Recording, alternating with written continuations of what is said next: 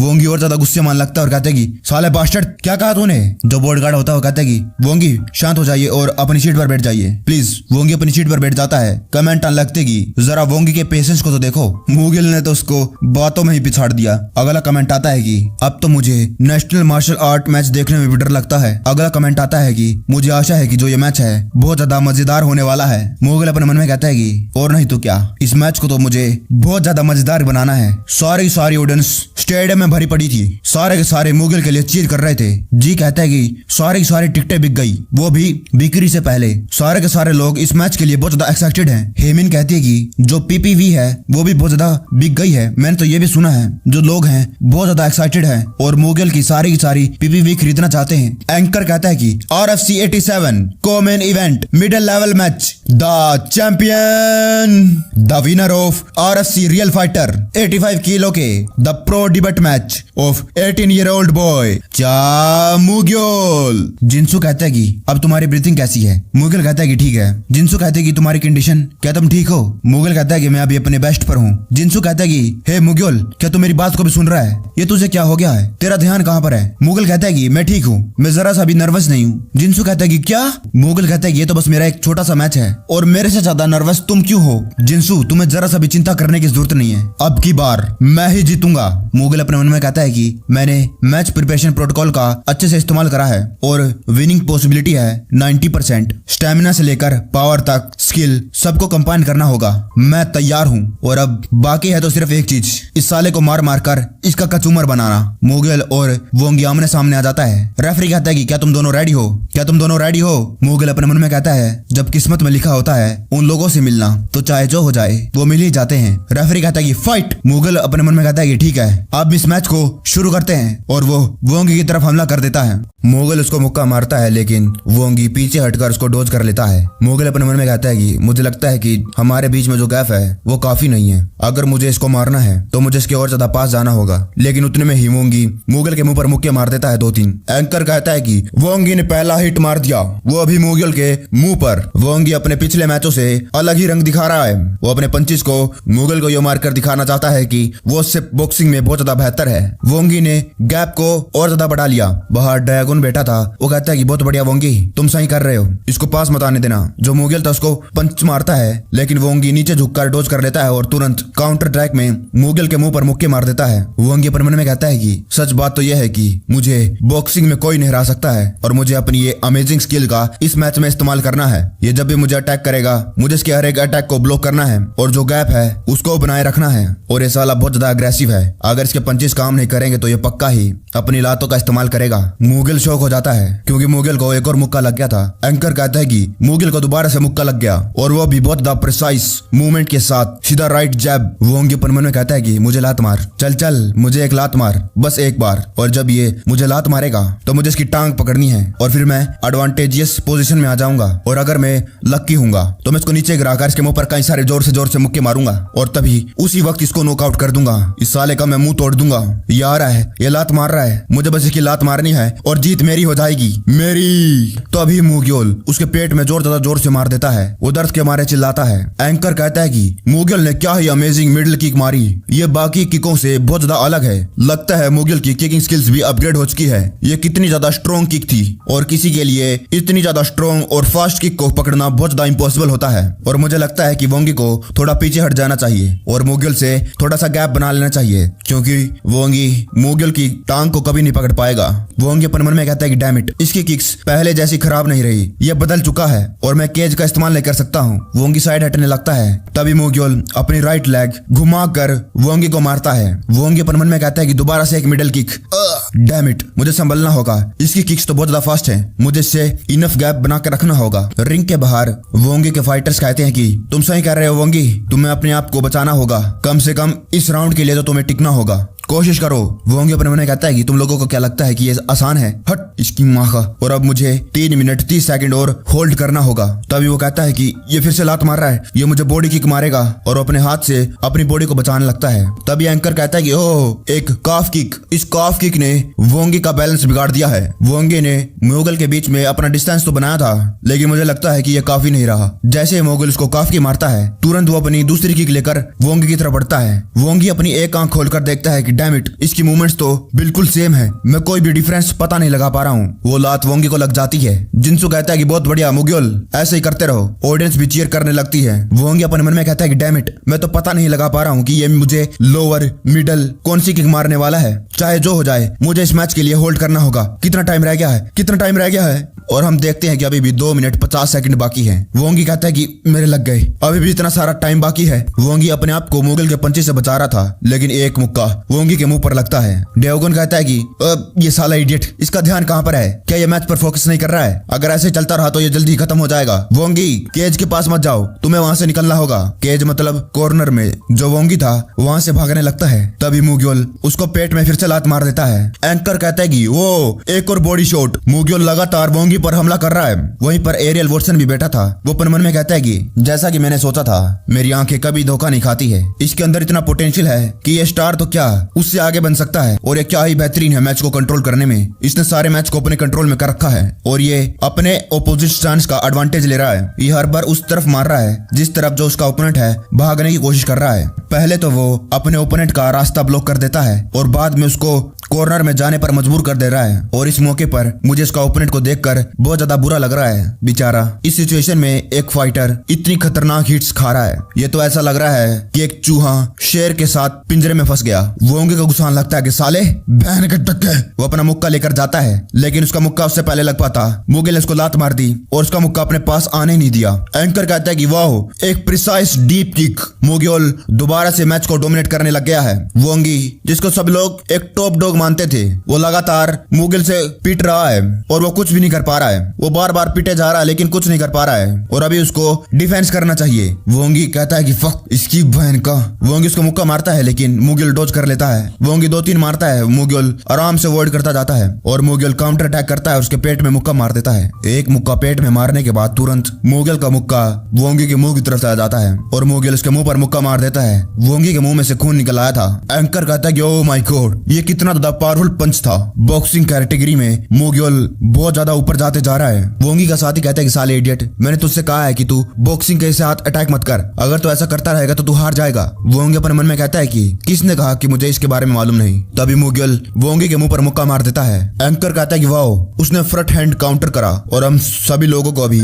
मुगिल के boxing skills का अंदाजा लगा लेना ही चाहिए कि वो बहुत ज्यादा बेहतरीन है। और ये एक टेक्निक है, इसे लोग स्लिप पंच भी कहते हैं और ये बहुत ही ज्यादा मुश्किल टेक्निक है और ये MMA के डिबेट मैच में देखने को मिल रही है। क्या ही बात है। वोंगी अपने मन में कहता है कि नहीं, मैं अभी भी जीत सकता हूँ। वोंगी मुगिल को पकड़ लेता है और अपने मन में कहता है कि ग्रेट, अब मुझे बस इसको कॉर्नर में धक्का देना है और इस साले को मैं फिर छोड़ूंगा नहीं। वोंगी का साथी कहता है कि नाइस, बढ़िया वोंगी, अब साले को कचूमर बना दे। अगर तू केयरफुल रहेगा और चोक वोक को अवॉइड करेगा तो तू जीत सकता है। वोंगी अपने मन में कहता है कि साला चूजा, ये जरा सा भी हिल क्यों नहीं रहा है, मैं अपना पूरा जोर लगा रहा हूँ। मुगिल अपने मन में कहता है, मुगिल कहता है कि इसने मुझे अंडरहुक से पकड़ रखा है लेकिन फिर भी ये मुझे हिला नहीं पा रहा है। अंडरहुक एक फॉर्म होती है जिसके अंदर जो ओपोनेंट होता है उसके आर्म के बीच में से पकड़ लिया जाता है। मुगिल अपने दोनों हाथों को पकड़कर लॉक लगा लेता है और वोंगी को उठाकर, ये कौन सी रेसलिंग स्किल है, धोबी पचाड़। मुगिल उसको उठाकर पीछे की तरफ मारने लगता है। वोंगी अपने मन में कहता है कि ये कुछ सेंस नहीं बना रहा है और तभी धड़ाम की आवाज आती है। एंकर कहता है कि वो मुगिल ने क्या ही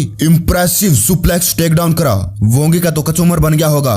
ये क्या देख रहा हूं मैं अपनी आंखों से, मुगिल के पास क्या ही मस्कुलर स्ट्रेंथ है। वोंगी ने उसको अंडरहुक से पकड़ लिया था लेकिन मुगिल ने उसका सुप्लेक्स टेक डाउन कर दिया। वोंगी अपने मन में कहता है कि डैम इट, इसके पास इतनी स्ट्रेंथ कहां से आ गई, क्या ये इतनी आसानी से खत्म होने वाला है? इसकी माँ का, क्या मेरे साथ मजाक हो रहा है? तभी मुगिल उसके मुंह पर मुक्का मारता है लेकिन जो वोंगी था अभी भी कहां हार मानने वाला था। वो अपनी लोअर बॉडी को उठाता है और मुगिल पर चोक लगाने लगता है। वो मुगिल के गर्दन के अराउंड अपनी टांग को घुसाता है। एंकर कहते हैं कि एक आर्म बार। वोंगी इतने छोटे समय में एक आर्म बार ट्राई करने की कोशिश कर रहा है लेकिन जो वोंगी की ग्रिप है वो इतनी ज्यादा भी स्ट्रॉन्ग नहीं है, लेकिन अगर उसने इस चोक को अच्छे से कर दिया तो शायद वो जीत सकता है। वोंगी अपने मन में कहता है कि बढ़िया, मैंने इसको पकड़ दिया और अब मैं इसको खत्म कर दूंगा। लेकिन वो शौक हो जाता है और हम वोंगी की कमर को देखते हैं क्योंकि मुगिल ने उसको हवा में उठा लिया था। वोंगी अपने मन में कहते हैं कि ये क्या है। सारे दर्शक, एरियल वॉटसन, सब ये देखकर शौक हो गए थे। वोंगी अपने मन में कहता है कि नहीं, ऐसा नहीं हो सकता है। और फिर क्या होने वाला था, मुगिल ने उसको उठा लिया था और अपनी पूरी पावर लगाकर उसको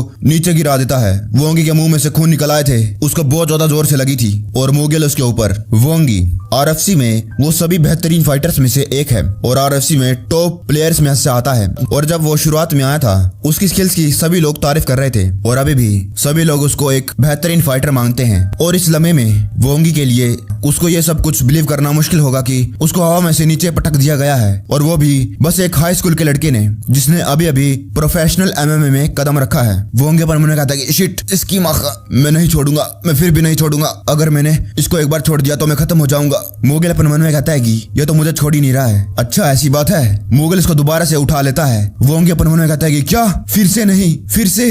एंकर कहता है कि एक और स्लैम। मुगल और उसकी अमेजिंग मस्कुलर स्ट्रेंथ, उसने लगातार 2 सक्सेसफुल स्लैम मार दिए और किसी फाइटर के लिए एक स्लैम भी मारना बहुत ज्यादा हार्ड होता है। वोंगी ने उसको छोड़ दिया, ये बहुत ज्यादा डेंजरस है। मुगल कहता है कि गुड बाय और अपनी पूरी पावर लगाकर मुगल वोंगी के मुंह पर मुक्का मारता है। एंकर कहता है कि मुगल ने इस मैच को खत्म कर दिया, वो भी एक माउंट स्ट्रेट डायरेक्टली पंच से। क्या यह मैच अभी खत्म होने वाला है? देखकर तो लग रहा है ये जो डैमेज हुई है वो बहुत ज्यादा बड़ी है, लेकिन मुगल नहीं रुकने वाला है। उसने दोबारा से उसके मुंह पर मुक्का मार दिया है। वो लगातार मारता ही जा रहा है। मुगल बहुत ज्यादा खतरनाक हो गया है, उसके सारे के सारे अटैक बहुत ज्यादा पावरफुल हैं। वोंगी पर मैंने कहता है कि शिट नहीं, और वोंगी बेहोश हो जाता है, लेकिन मुगल फिर भी उसको एक मुक्का मार ही देता है। सभी लोग ये देखकर शौक थे, सभी के मुंह खुल गए थे। तभी रेफरी भागते हुए आता है और कहता है कि मैच खत्म हो गया है। एंकर कहता है कि मुगल ने इसको पहले ही राउंड में खत्म कर दिया, पहले ही राउंड में इसको नॉकआउट कर दिया, वो भी 4 मिनट 14 सेकंड के अंदर। वोंगी वहीं पर नॉकआउट हो गया है और अब खुद चलकर इस रिंग से बाहर नहीं निकल पाएगा, उसको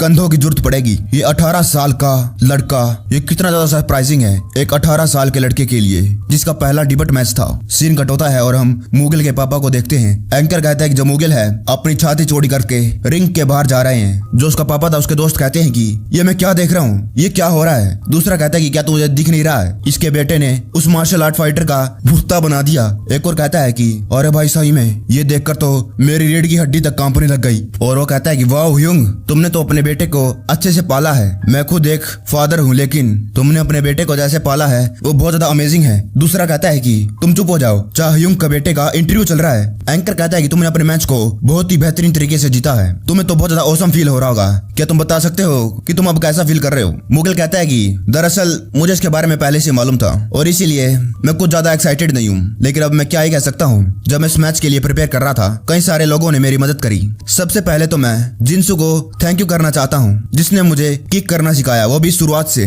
और अगर जिंसू नहीं होता तो यह मैच मेरे लिए बहुत ज्यादा मुश्किल हो जाता। और हाँ, एक और बात, मैं हमेशा कमजोर और आउटकास्ट की मदद करूंगा और मुझे आशा है कि मैं आप लोगों को होप और मोटिवेशन दे सकता हूं जो लोग कमजोर फील कर रहे हैं। और मुझे आशा है कि उन लोगों को मदद जरूर मिलेगी जिन पर वो रिलाई कर सकते हैं, उनके आसपास की जगहों से, आसपास के लोगों से, जैसे कि मेरे पास, जैसे कि मेरा फादर जिस पर मैं रिलाई कर सकता हूँ, मैं भरोसा कर सकता हूँ। और जब मैंने उनसे कहा कि मैं इस इंडस्ट्री में जाना चाहता हूँ, मेरे फादर ने मुझे हमेशा से सपोर्ट करा, मुझ पर भरोसा करा। बिना मेरे फादर के सपोर्ट के मैं यहाँ तक कभी नहीं पहुंच पाता। अगर पहुंच भी जाता तो मैं बहुत ज्यादा अकेला होता। उसके फादर के दोस्त कहने लगते हैं कि जैसा कि हम लोगों ने सोचा था, तुम्हारा बेटा तुम्हारे जैसे निकला, वो कितना अच्छा बेटा है। ह्यूंग, तुम क्यों रो रहे हो? मुगिल कहता है कि अब मैंने अपने लोगों को ग्रेटिट्यूड तो दे दिया है और अभी मुझे एक अनाउंसमेंट करनी है। क्या आपको नहीं लगता है कि हमें एक और मैच करना चाहिए? हैंडगन, अब की बार एक प्रॉपर टाइटल राउंड, क्या ख्याल है? हैंडगन में बहुत ज्यादा गुस्सा आ रहा था। हैंडगन माइक लेता और कहता है कि पहली बात तो मैं कहना चाहता हूँ कि तुम्हारा मैच बहुत ज्यादा बढ़िया था, जैसा कि मैं सोच रहा था वैसा ही।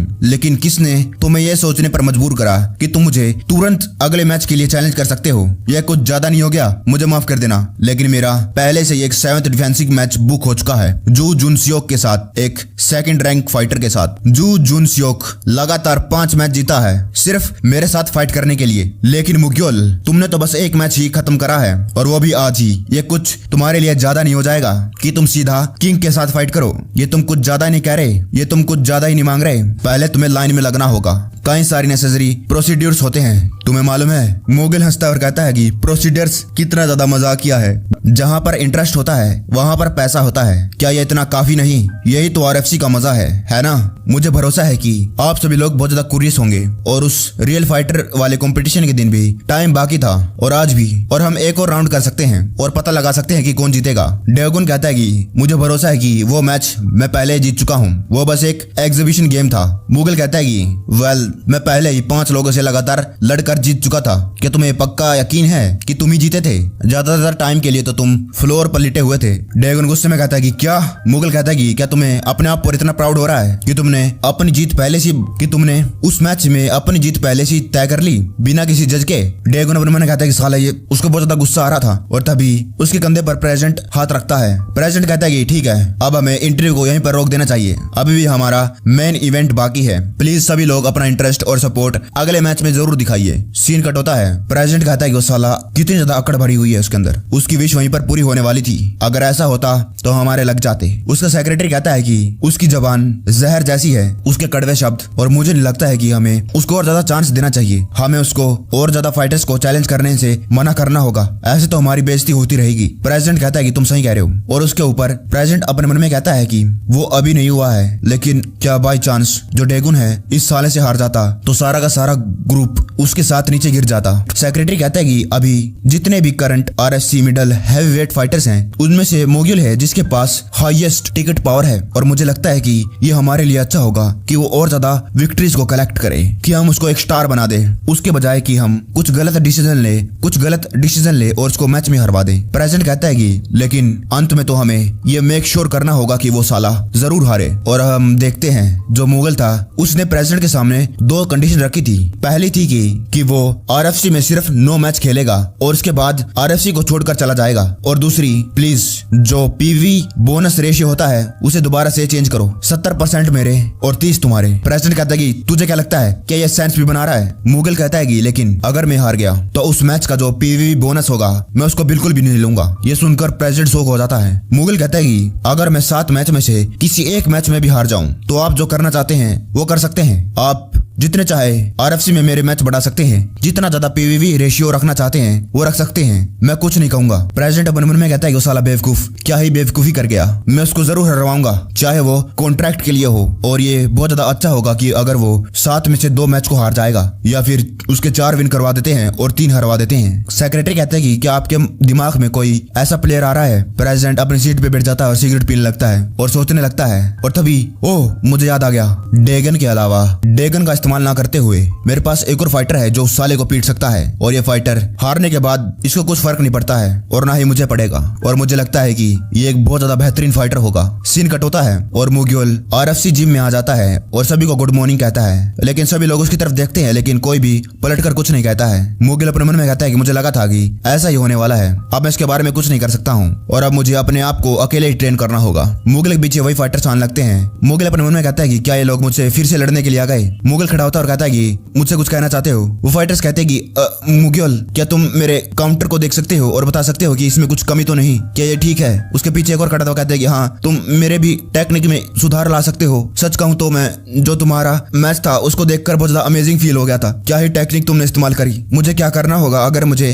तुम्हारी तरह काउंटर अटैक करना है? हम चारों को अच्छे से पंचिंग करना नहीं आता है, क्या तुम हमें सिखा सकते हो? मुगिल अपने मन में कहता है कि क्या इनका कोई नया तरीका है मुझसे फाइट करने का? वो पहला वाला बंदा कहता है कि मुझे नहीं मालूम कि ये सुनने में कैसा लगेगा, लेकिन हम चारों को तुमसे कोई नफरत नहीं है और हमारा कोई ऐसा इरादा नहीं है जो डिप्टी डायरेक्टर रखता है। वो कहते हैं कि हाँ ये सही कह रहा है, कई सारे लोग हैं जो इस जिम को बस इसलिए अटेंड करते हैं क्योंकि वो अपने आप को स्ट्रोंगर करना चाहते हैं। प्लीज हमें सिखाइए और बदले में हम आपके किक प्रैक्टिस करने में मदद करेंगे, हम आपके किक मिट्स बन जाएंगे। मुगिल पहले तो उनकी तरफ देखता रहता है और कुछ नहीं कहता है, और फिर कहता है कि तुम लोग अभी भी यहाँ पर खड़े क्यों हो? तुम्हारे ग्लव्स कहाँ पर हैं? तुम चाहते हो कि मैं तुम लोगों को सिखाऊं, लेकिन क्या तुम लोग नंगे मुक्कों के साथ सीखना चाहते हो? और ये सुनकर सारे के सारे अपने ग्लव्स लेने के लिए भाग जाते हैं। मुगिल भी खुश हो जाता है उनको देखने के बाद। सीन कट हो जाता है और शायद मुगिल अपने घर आ गया था। मुगिल के सामने सिस्टम विंडो थी, उसके अंदर उसका नाम, उसके पास 1120 पॉइंट थे, उसकी रेसलिंग स्किल्स D+ थी, जुजुत्सु D+ थी, किक D+ थी और बॉक्सिंग A+, और उसका सिग्नेचर मूव था। और मुगिल सोच रहा था कि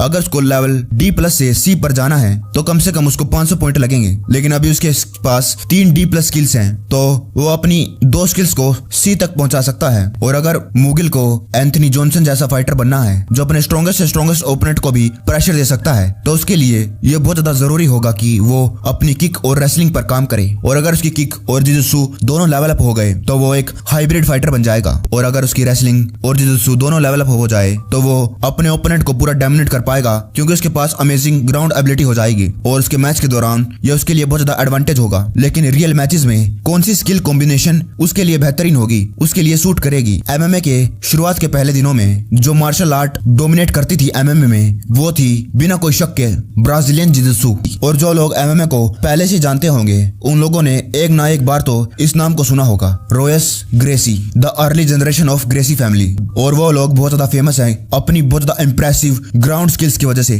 जो अपने ओपोनेंट को फाड़ के रख देती है। लेकिन फिर भी उसको इंप्रेसिव अटैकिंग एबिलिटी के बारे में भूलना नहीं चाहिए। ऐसे कई लोग थे जो जोस एल्डो, रेरन बराओ, विक्टर फेलबोल्ड, ये सारे के सारे फाइटर्स अपने टाइम के सितारे रह चुके हैं और इन लोगों ने ब्राजील को एमएमए में रेपुटेशन दिलवाई थी। लेकिन उसके बाद जनरेशन ऑफ रेसलिंग स्टार्ट हो गई और जो भी पुराने फाइटर्स थे जो एनसीएए में रिप्रेजेंट करते थे, सारे अमेरिकन, ओलंपिक, वो सारे के सारे एमएमए इंडस्ट्री में आ गए। और जो जिजित्सु फाइटर्स थे उनको अपनी जगह रेसलर्स को देनी पड़ी। फाइटर्स जिनको बेसिक रेसलिंग आती है, उनकी बॉडी बहुत ज्यादा इलास्टिक होती है और उनके पास बहुत ज्यादा बेहतरीन मस्कुलर स्ट्रेंथ भी होती है, जो उनकी ग्राउंड प्रेसिंग एबिलिटी होती है उनको और ज्यादा बढ़िया बना देती है। और इसी की वजह से वो लोग एमएमए में बहुत ज्यादा जल्दी ढल गए। सियन वेलास्क्वेज, डैनियल कॉर्मर, क्रिस विल्डमैन और भी लोग, ये सारे के सारे फाइटर्स उनका बेस रेसलिंग ही था और इन लोगों ने एमएमए में बहुत ज्यादा नाम कमाया। और अभी मॉडर्न एमएमए में रेसलिंग एक बेसिक नेसेसरी स्किल बन चुकी है। लगता है मेरे पास और कोई चांस नहीं है और मुझे अपनी रेसलिंग स्किल्स को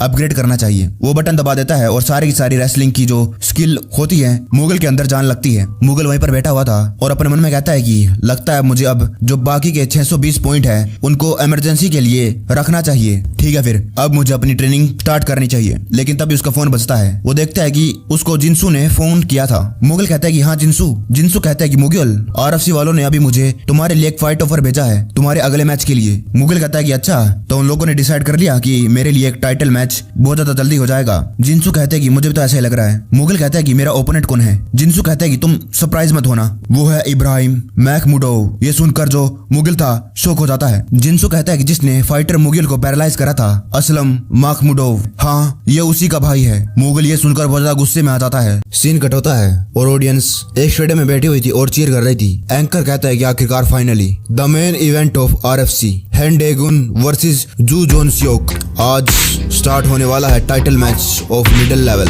जिनसुन मुगल से कहता है मैंने कुछ अफवाह सुनी है जियोंज आरएफसी जिम में। ये अफवाह थी कि जो हेंडेगुन है 2 महीने से उस जिम में नहीं जा रहा है। तुम भी तो थोड़े दिन पहले जियोंज जिम में गए थे फाइट करने के लिए, क्या वहाँ पर तुम्हें हेंडेगुन दिखा था? मुगल कहता है कि नहीं, मुझे वो कहीं पर नहीं दिखा। जिन्सू कहता है कि हेंडेगुन ने कहा था कि वो मैच के लिए ट्रेनिंग कर रहा है, लेकिन फिर भी आखिरकार उसने जियोंज जिम क्यों छोड़ दिया? वो वहाँ पर तो आ सकता था। कौन सा उसका ओपोनेंट जू जून सियोक वहाँ का मेंबर है, वो कौन सा उस जिम में आने वाला था? और उससे क्या फर्क पड़ता अगर जू जून सियोक उस जिम का मेंबर होता?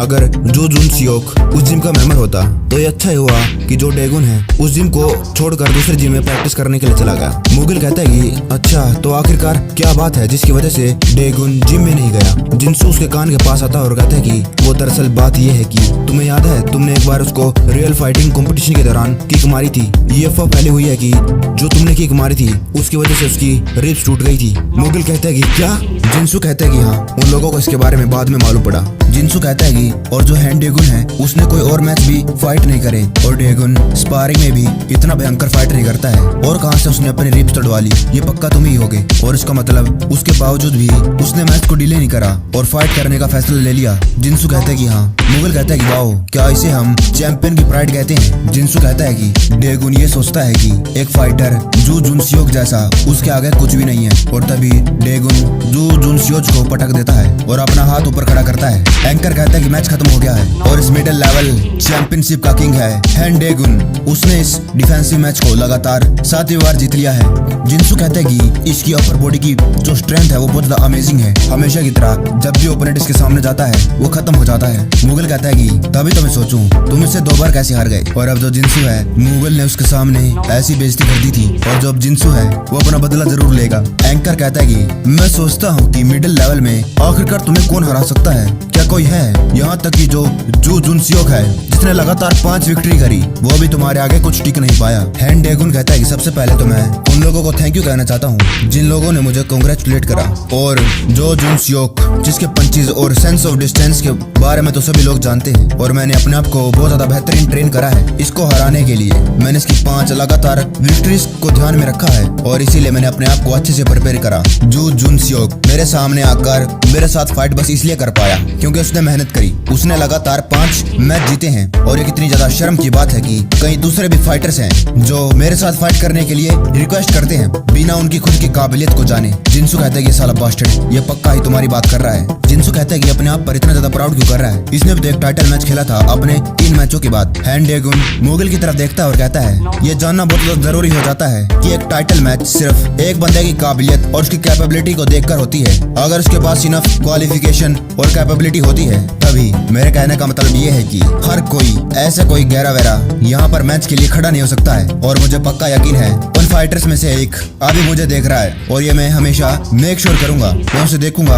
उसकी मूव्स को सुधारने में मैं मदद करूंगा ताकि वो एक टाइटल मैच में खड़ा हो पाए। उसको यहाँ तक आने में कई सारी परेशानी खड़ी होंगी, कई सारे उसके रास्ते में रोड़े आएंगे, लेकिन फिर भी अगर कोई चांस से वो फाइटर इतना कैपेबल हो जाए और यहाँ तक आ जाए तब भी कुछ फर्क नहीं पड़ेगा। मैं उस साले को तोड़ूंगा, उसका कचूमर बना दूंगा। सीन कट होता है और हम जो प्रेसिडेंट है उसके घर का सीन देखते हैं। कई बार MMA में हम कई फाइटर्स को निकनेम से बुलाते हैं और इस बंदे का निकनेम है लैंड माइन। उनके पास स्पेशल कैरेक्टरिस्टिक्स तो नहीं होती है और उनकी जो रैंक है वो भी हाई नहीं होती है और ना ही उनको बैटल के लिए ज्यादा फीस मिलती है, लेकिन वो लोग बहुत ज्यादा स्ट्रॉन्ग होते हैं और ज्यादातर उनका जो मैच का स्टाइल होता है वो होता है स्टिकी रेसलिंग बेस। 10 में से 9 मैचों में वो ग्रिपिंग टेक्निक का इस्तेमाल करते हैं। उनको लैंडमाइन बस इसलिए कहा जाता है क्योंकि जब एक फाइटर इन लैंडमाइंस के ऊपर कदम रखता है उनका करियर डगमगा जाता है। और लैंडमाइन पर कदम रखते ही क्या होता है, धमाका। और ये काउकस में हर एक मैन के लिए मैंडेटरी है, जरूरी है कि जब भी वो छोटे होते हैं उनको रेसलिंग और सांबो को मास्टर करना है। और जब भी वहाँ पर किसी की लड़ाई होती है, किसी की बहस होती है तो सबसे पहले मुक्कों का इस्तेमाल होता है, बाद में बात करी जाती है। और चचनिया, रेगिस्तान, अजरबैजान और भी कई सारी जगह। लेकिन जो काउकस है वो एक नेचुरल लैंडमाइन है। वहाँ के जो भी लोग होते हैं उनकी छाती बड़ी बड़ी, मजबूत हड्डियां, स्ट्रॉन्ग मसल्स और यही इन सारे खिलाड़ियों के फीचर्स होते हैं। और जो ये मैकमुडोव ब्रदर्स हैं ये भी वहीं से आए हैं, ये भी वहीं के फाइटर्स हैं। और जो प्रेसिडेंट था वही सेम काम करता है, वाइन रखता है और अपना जो खून होता है उसके अंदर डालता है। और जो मैकमुडोव था वो उसे पी लेता है। प्रेसिडेंट अपने मन में कहता है कि इसको देखकर लगता ही नहीं कि ये इंसान है, इंसान से ज्यादा ये भालू जैसा लगता है, खतरनाक भालू। और उसके ऊपर ये उस बंदे का भाई है जिसने उस साले फैन कट्टे के बास्टर्ड को पैरालाइज करा है। और मुझे आशा है कि वो साला अनोइंग बास्टर्ड अभी का मुगियोल इस बंदे से फाइट करने के बाद डर के हमारे कांपने लग जाएगा। और मुझे लगता है कि इससे ज्यादा कोई बेहतरीन चीज होगी। इस बंदे का नाम है इब्राहिम मैकमुडोव। इब्राहिम कहता है कि मेरा एक सवाल है। प्रेसिडेंट कहता है कि क्या? इब्राहिम कहता है कि क्या तुम मुझे बता सकते हो जो डोपिंग चेक होता है वो कब होता है? डोपिंग मतलब ड्रग्स और स्टेरॉइड्स। प्रेसिडेंट पहले तो उसकी तरफ देखता है और कुछ नहीं बोलता है और हंसने लगता है और कहता है कि मुझे तुम पसंद आए। इब्राहिम कहता है कि आप चिंता ना करें, मेरा ओपोनेंट चाहे जो भी कोई हो उस साले का मैं मार मार के कुत्ता बना दूंगा। और ये खबर सारी जगह फैल जाती है कि मुगल का अगला ओपोनेंट इब्राहिम मैकमुडोव होने वाला है। और ये उस बंदे का भाई है जिसने फाइटर मुगल को फाइट में हराते हुए उसको पैरालाइज भी कर दिया था। और मुगल हैन डोग्योन से मैच करने से पहले इस फाइटर के साथ फाइट करेगा। सीन कट होता है। जिंसू कहता है कि मैंने उसकी रिब्स इंजरी के बारे में सुना है और उसको 6 महीने के लिए मेडिकल सस्पेंशन मिलने वाला है। मेडिकल सस्पेंशन मतलब किसी प्लेयर को किसी चोट या इंजरी के कारण उसको और आगे के मैच खेलने से मना कर दिया जाता है, वो बिल्कुल बैन कर दिया जाता है। मुगिल कहता है कि इसका मतलब उनका शुरुआत से यही प्लान था। जिंसू कहता है कि जब तुमने उसको मारा उसकी बड़ी बेइज्जती हुई होगी, बेचारे की अकड़। वो साला है बहुत घमंडी। फिर जिंसू चुप हो जाता है और कहता है कि मुगिल क्या मैं तुमसे एक सवाल पूछ सकता हूँ? जिंसू कहते हैं कि एक मैच है और तुम्हें इसको एक्सेप्ट करने की बिल्कुल भी जरूरत नहीं है। मुगल कहता है कि ये तुम क्या कह रहे हो? जिंसू कहता है कि तुम्हारा नाम मुगल सेम है उसके जैसा और तुमने ये भी बताया कि तुमने बॉक्सिंग उसी से सीखी थी। मुगल अपने मन में कहता है कहीं इसको मालूम तो नहीं चल गया। जिंसू कहता है कि क्या तुम घबराए हुए तो नहीं हो जो मुगल के साथ आखिरी मैच में हुआ था? मुगल कहता है कि अच्छा तुम ये कहना चाहते थे। मुगल अपने मन में कहता है कि हश, मैंने तो कुछ ज्यादा सोच लिया था, मुझे लगता है कि ये कभी पता भी लगा पाएगा कि मैं वही मुगल हूँ। जिंसू कहता है कि ये कैसा जवाब था?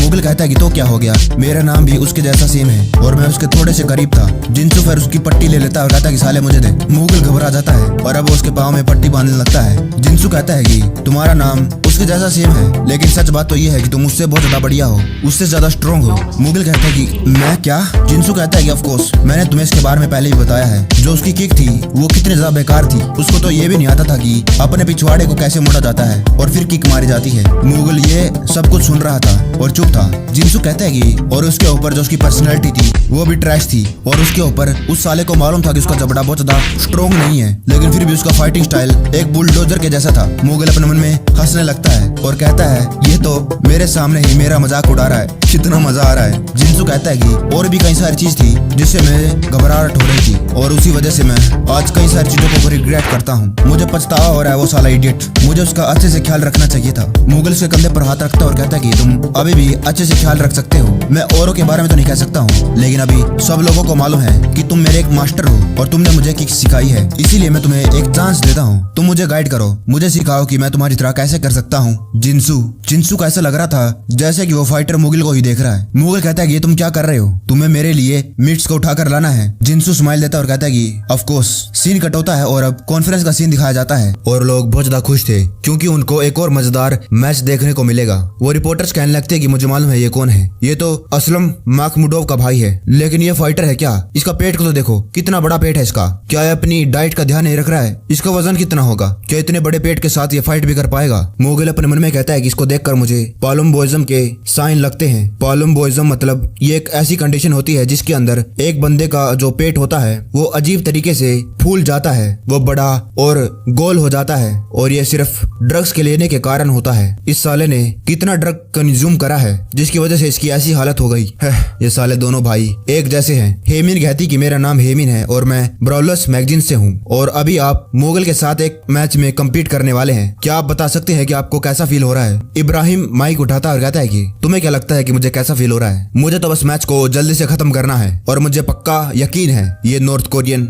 मेरे प्रेशर को हैंडल नहीं कर पाएगा। हेमिन कहती कि मुगल एक साउथ कोरियन है, ना कि नॉर्थ कोरियन, आप ये ध्यान रखिए, नहीं तो ये ओपोनेंट के लिए एक इंसल्ट भी हो सकती है। इब्राहिम कहता है कि हाउ फनी, क्या तुम लोगों में से कोई डिफरेंस बता सकता है चेचनिया और डेजिस्तान के बंदों में? हेमिन चुप हो जाती है, वो थोड़ी देर तो कुछ नहीं बोलती है और फिर कहती है कि तो ठीक है, मैं अगला सवाल पूछती हूँ। असलम मैखमुडोव, हम जानते हैं कि वो तुम्हारा भाई है, हम ये भी जानते हैं कि असलम मैखमुडोव एक बहुत ही ज्यादा इम्प्रेसिव MMA फाइटर है, लेकिन उस बेयर नकल मैच के बाद, जिसके बाद उसका जो ओपोनेंट था वो पैरालाइज हो गया था, उसके बाद तुम्हारा भाई अब इंडस्ट्री में ज्यादा एक्टिव क्यों नहीं है? इब्राहिम कहता है कि तो क्या हो गया, क्या उसमें कोई प्रॉब्लम है? हेमिन कहती है कि जो उसका ओपोनेंट था जिसका नाम मुगल था, आपका जो फाइटर होने वाला है ओपोनेंट, उसका भी नाम मुगल है जिसके साथ आप फाइट करने वाले हैं, और मैं जानना चाहती हूँ कि आप इस इंसिडेंट के बारे में क्या सोचते हैं? आप भी असलम मैखमुडोव के भाई हैं। इब्राहिम कहता है कि तुम क्या जानना चाहती हो? क्या तुम चाहती हो कि मैं माफी मांगू? क्या इतना ज्यादा आसान है? उसका ओपोनेंट बहुत ज्यादा अनलक्की था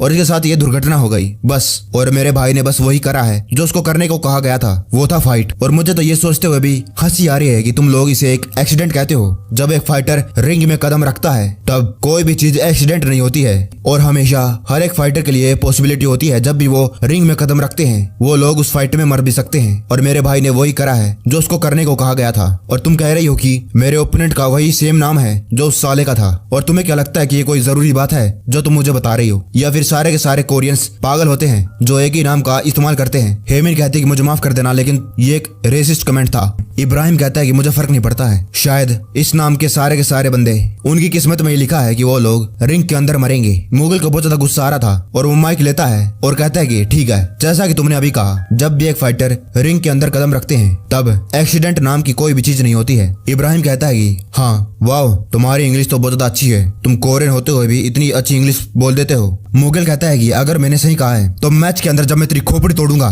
तो वो कोई एक्सीडेंट नहीं होगा, है ना? मैंने जो कहा है वो सही है ना? और जिस दिन मैच होगा उस दिन तेरा मौत का कार्यक्रम होगा, जैसे कि तुम्हारे कंट्री के डिटेक्टर्स करना पसंद करते हैं। मुझे लगता है कि तुम्हें एग्जीक्यूशन की आदत हो चुकी है। उप्स, सॉरी, एग्जीक्यूशन हमारी कंट्री में बैन है। मैंने तो बस ये कोशिश करी है तुम्हें समझाने की तुम्हारी कंट्री से, ताकि ये तुम्हारे लिए आसान हो जाए। क्या तुम्हें ये पसंद आया? जो इब्राहिम था उसको गुस्सा जाता होगा, साले बहन के टके, तेरे मुंह को थोड़े बहुते मुंह के खाने की जरूरत है। तभी बॉडीगार्ड उसके सामने आ जाते हैं और कहते कि फाइटर मैखमुडोव, शांत हो जाइए और अपनी सीट पर बैठ जाइए। लेकिन जो इब्राहिम था उसको बहुत ज्यादा गुस्सा आ जाता है और वो सारे जो बॉडीगार्ड थे उनको धक्का मार देता है और कहता है कि मेरे रास्ते से दफा हो जाओ। ये एक ओवर रिएक्शन था ड्रग्स के ओवरडोज के कारण, वो अपने गुस्से को संभाल नहीं पाया। मुगल अपनी जगह से खड़ा होता है और तभी उसके सामने विंडो पॉप होती है। रॉयडर हंट डिटेक्टेड प्रेस कॉन्फ्रेंस के सामने उसको ड्रग यूजर को ओवर पावर करना है और उसके बाद उसको 400 पॉइंट मिल जाएंगे। तभी उस बंदे का मुंह विंडो में से निकलता है और मुगल अपने मन में कहता है कि वाओ, क्या बात है, पॉइंट्स,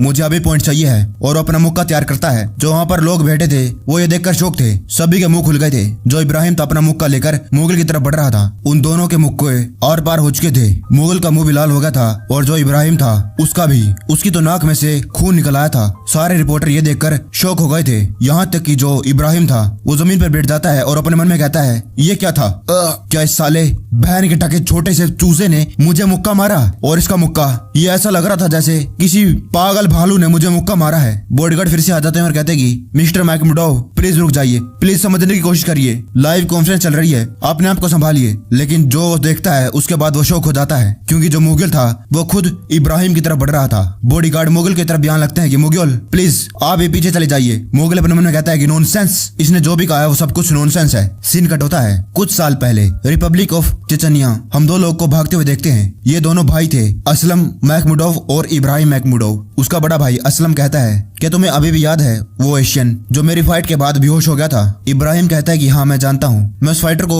अभी तक भूला नहीं हूँ। वो बहुत ज्यादा बेहतरीन फाइटर था, उसका फुटवर्क बहुत ज्यादा अमेजिंग था। असलम कहता है कि वो फाइटर मेरी फाइट के बाद पैरालाइज हो गया। असलम इब्राहिम कहता है कि क्या सच्ची में? असलम कहता है कि हाँ। इब्राहिम कहता है कि लेकिन मुझे नहीं लगता है कि उसमें आपकी गलती है, वो सब कुछ बस इसलिए हो गया क्योंकि वो साला इतना ज्यादा कमजोर था, आपका मुक्का वो सहन नहीं कर पाया। असलम कहता है कि अगर मैं तुम्हें सच बात बताऊं तो उसमें उसकी कोई गलती नहीं थी, वो इसलिए क्योंकि वो साला पैदा ही कमजोर जीन्स के साथ हुआ था।